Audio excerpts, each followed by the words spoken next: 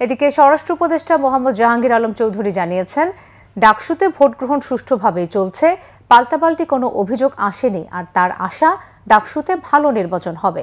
মঙ্গলবার আইনশৃঙ্খলা সংক্রান্ত উপদেষ্টা পরিষদ কমিটির ১৩তম সভার বৈঠক শেষে এক ব্রিফিংয়ে কথা বলেন স্বরাষ্ট্র উপদেষ্টা। তিনি বলেন, জাতীয় নির্বাচনের সাথে ডাকসুর মতো ছাত্র সংসদ নির্বাচনকে মেলানো ঠিক হবে না, তবে এই নির্বাচন নিঃসন্দেহে একটা মডেল হবে বলে উল্লেখ করেন স্বরাষ্ট্র উপদেষ্টা। দেশের আইনশৃঙ্খলা পরিস্থিতি এখন যে অবস্থায় আছে তাতে জাতীয় নির্বাচন করতে সমস্যা হবে না বলে মনে করেন তিনি। স্বরাষ্ট্র উপদেষ্টা জানান, বৈঠকে জাতীয় নির্বাচনের প্রস্তুতি, ছাত্র সংসদ নির্বাচন, চুরি ছিনতাই এবং মাদক নিয়ন্ত্রণের বিষয়ে আলোচনা হয়েছে। দেশে এখন বেশি পরিমাণে মাদকদ্রব্য ঢুকলেও বেশি পরিমাণে ধরা পড়ছে বলেও দাবি করেন স্বরাষ্ট্র উপদেষ্টা। একেবারে শিক্ষিত সমাজ, সবাই 100% শিক্ষিত সমাজ, তারা ভোট দিতেছে। আর জাতীয় নির্বাচন যেটা হবে এটা কিন্তু একেবারে মিক্সড, এটার সাথে ওইটা একেবারে মিলে ফেলানো যাবে না, বাট এটা তো একটা মডেল হিসাবে কাজ করবে।